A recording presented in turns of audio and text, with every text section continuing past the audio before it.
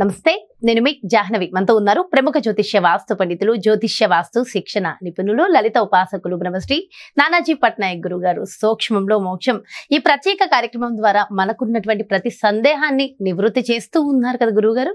మరి ఈ రోజు కూడా మనందరికీ ఉన్న ఒక చక్కటి సందేహాన్ని అడిగి గురువుగారి మాటలో తెలుసుకుందాం. నమస్కారం గురువుగారు.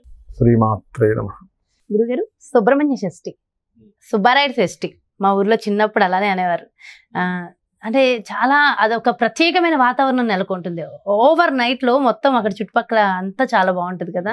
అయితే ఈ సుబ్రహ్మణ్య షష్ఠికి ఎందుకు ఇంత ప్రత్యేకము? ముఖ్యంగా ఏ ఏ సమస్యలు ఉన్నవారు ఈ సుబ్రహ్మణ్య షష్ఠిని ఏ విధంగా జరుపుకుంటే చాలా మంచిది అంటారు? అండ్ మీ ఊర్లో మీరు చిన్నప్పుడు చూసారా గురువుగారు?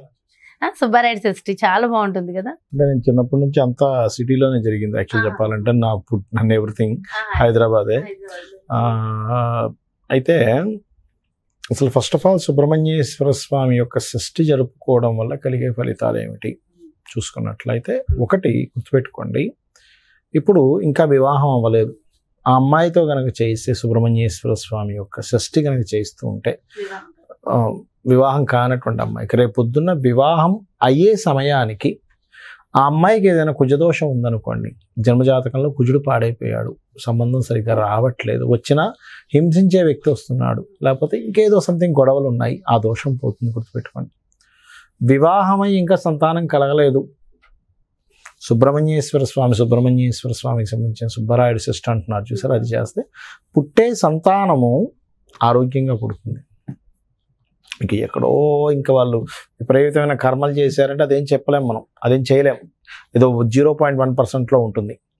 వాళ్ళకేంటంటే వాళ్ళ కర్మ ఎక్కువగా ఉంటుంది వీళ్ళు చేసే పూజ కంటే కూడా. ఆరోగ్యమైన సంతానం మాత్రం ఖచ్చితంగా భగవత్ అనుగ్రహం మీరు భక్తితో చేస్తే, ఒకవేళ కొంతమంది చూడండి ప్రెగ్నెన్సీ అవుతారు, తీరా తర్వాత హాస్పిటల్లో చేసినప్పుడు చెప్తారు వాళ్ళు ఏదో లోపం ఉండొచ్చండి పుట్టే వ్యక్తికి అని, అలాంటి దోషం కూడా పోగొడుతుంది, గుర్తుపెట్టుకోండి. ఓకే, దాని తర్వాత గ్రహ బాధలు అంటారు చూసారా, రకరకాల గ్రహ బాధలు ఉన్నాయండి. అసలు ఏ గ్రహం ఏంటో అంతు చిక్కట్లేదని సుబ్రహ్మణ్యేశ్వర స్వామి యొక్క ఆరాధన, సుబ్రహ్మణ్య షష్ఠి చేస్తే గ్రహ బాధలు తొలగుతాయి. కొంతమందికి విజయం లభించాలని ఉంటుంది. ఎట్లాంటి విషయాల్లో? పర్టికులర్గా పిల్లలకైతే చదువులో, పెద్దవాళ్ళకైతే వాళ్ళు చేసే ఉద్యోగ వ్యాపారాల్లో మరలా వాళ్ళకి దాంట్లో సక్సెస్ రావాలి. ముఖ్యంగా మనం చిన్నపిల్లల గురించి చెప్పుకుందాం.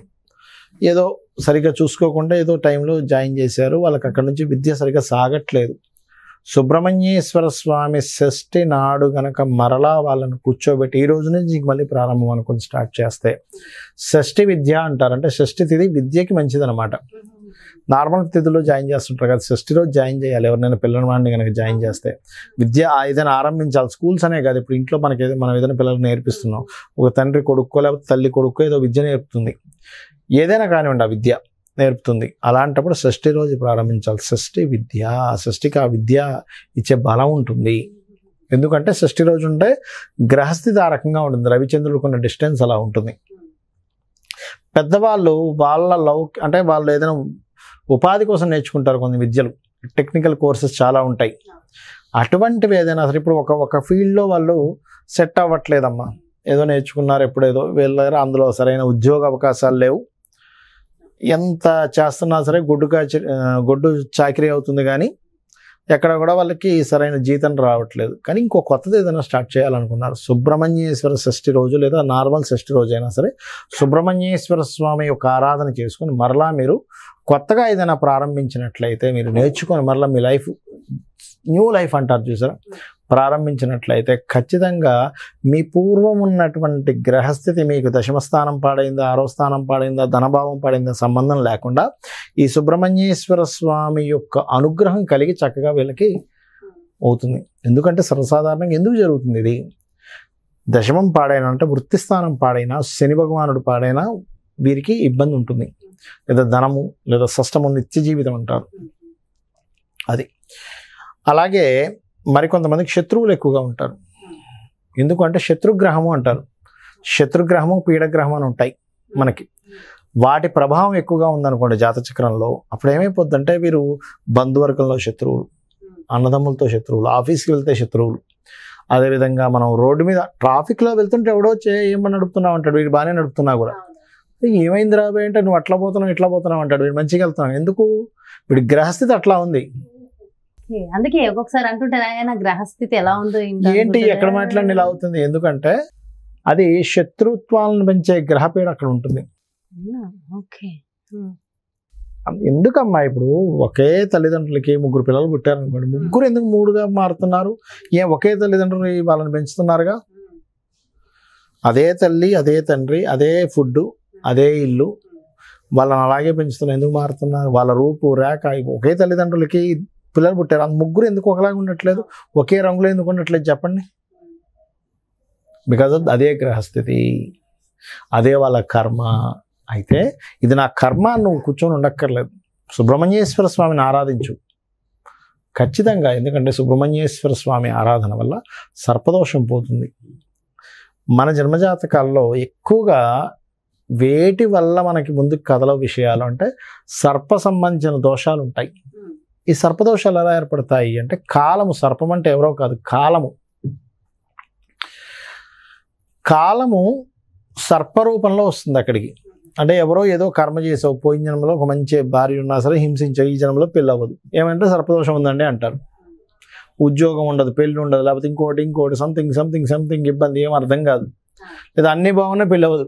తల్లిదండ్రులు తలకాయలు కొట్టుకునే వాళ్ళు నేను చాలామంది చూసా. ఏమండి మాకు మంచి ఫ్యామిలీ అండి, మాకు 2 పిల్లలు ఉన్నారండి, 2 పిల్లలకి పెళ్ళి అవ్వట్లేదు.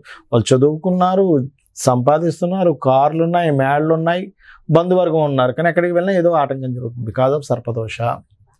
ఈ సర్పదోషాన్ని తీసే శక్తి సుబ్రహ్మణ్యేశ్వర స్వామికి ఉంటుంది.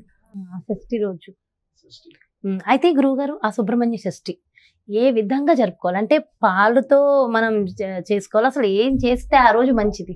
అండ్ మంత్రం కూడా గుర్తుపెట్టుకోండి అమ్మా, ఎప్పుడైనా గుర్తుపెట్టుకోండి, సుబ్రహ్మణ్యేశ్వర స్వామి అనే కదా ఎవరైనా కాదు, మీరు ఫస్ట్ మొట్టమొదటిగా చేయవలసింది దీపారాధన చేయాలి ఫస్ట్.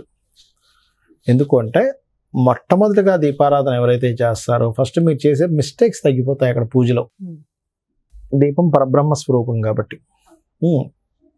దాని తర్వాత మీరు చక్కగా ఆచమనం చేసుకొని పంచోపచారాలు మనకి షోడశోపచారాలతోనూ చేస్తాం. అందులో సుబ్రహ్మణ్యేశ్వర స్వామి యొక్క ప్రతిమ పెట్టుకొని అక్షింతలతో ఒక్కొక్క నామం అష్టోత్తరాలు చదువుకుంటూ నైవేద్యము పెట్టి దాని తర్వాత హారతి నైవేద్యం ఇవన్నీ అందరికీ ప్రాసెస్ తెలిసిందే. ఆ రకంగా చేసుకొని ముఖ్యంగా నివేదించవలసిన ప్రసాదం ఏమైనా ఉంటుంది? ఒకటేనమ్మా, సుబ్రహ్మణ్యేశ్వర స్వామికి పొంగలి కొన్ని ప్రాంతాల్లో పెడుతూ ఉంటారు. అయితే ఇక్కడ ఏంటంటే నువ్వు ఇది పెడితేనే అనుగ్రహిస్తాడు అనేటువంటిది లేదు. ఫస్ట్ ఆ కాన్సెప్ట్ నుంచి బయటికి రావాలి. ఎందుకంటే మనం ఏది ఇంపార్టెంట్ దాన్ని వదిలేసి వేరే వాటి మీద కాన్సన్ట్రేషన్ చేస్తున్నాం. ఎన్నొత్తులు వేయాలి? 3 ఒత్తులు కామన్, అందరికీ తెలుసు, బ్రహ్మ విష్ణు రుద్రులుగా.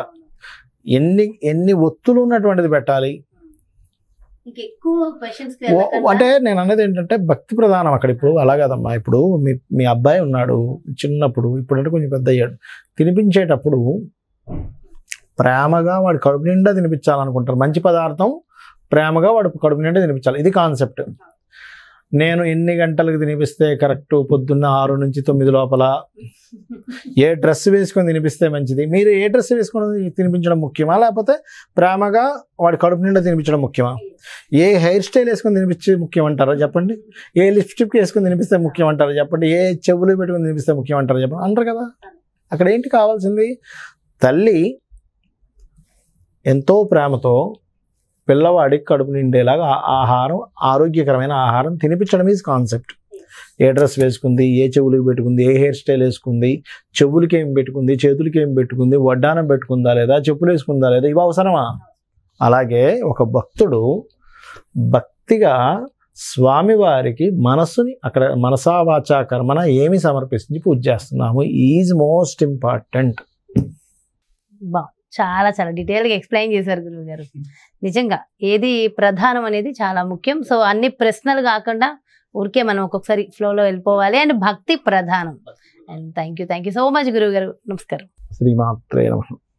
చూసారు కదండి, సుబ్రహ్మణ్య షష్ఠి, సుబ్బారాయ షష్ఠి చాలా మందికి ఇష్టం, పిల్లలకి పెద్దలకి అందరికీ. మరి మనందరికీ ఇష్టమైనటువంటి ఆ సుబ్రహ్మణ్య షష్ఠి నాడు మనకున్నటువంటి ఎలాంటి దోషాలను పోగొట్టుకోవడానికి ఆ సుబ్రహ్మణ్యేశ్వర స్వామిని ఎలా పూజించుకోవాలనేది డీటెయిల్ ఇన్ఫర్మేషన్ ఇచ్చేసారు కదా గురుగారు. మరో చక్కటి ప్రత్యేకమైన కార్యక్రమంతో మళ్ళీ మీ ముందుకు వచ్చేస్తాను. మరి అదేవిధంగా మీ యొక్క జాతకానికి సంబంధించి కానీ, లేదంటే మీ ఇంటి వ్యాపార వాస్తుకు సంబంధించి కానీ, లేదంటే గురువు గారిని ప్రత్యక్షంగా సంప్రదించాలి, అపాయింట్మెంట్ కావాలి అనుకున్న క్రింద డిస్ప్లే అవుతున్నటువంటి నెంబర్స్కి కాల్ చేసి డీటెయిల్స్ తెలుసుకోండి. నమస్తే.